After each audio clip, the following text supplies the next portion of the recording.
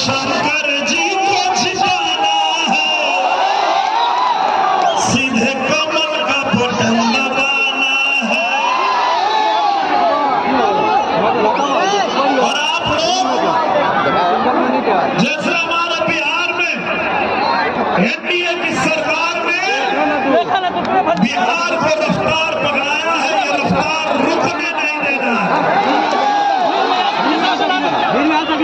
बिहार के युवाओं के लिए, नेताओं के लिए, बहनों के लिए जेना गरीब संग करे इंसाफ हो।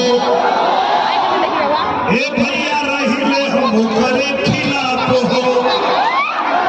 अब चाहे जान जाए चाहे प्राण जाए, नहीं बढ़ल कदम पिछुआना।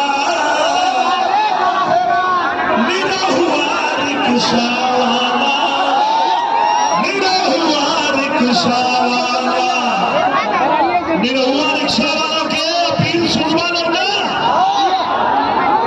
हाथ उठाने का आशीर्वाद देना सबको।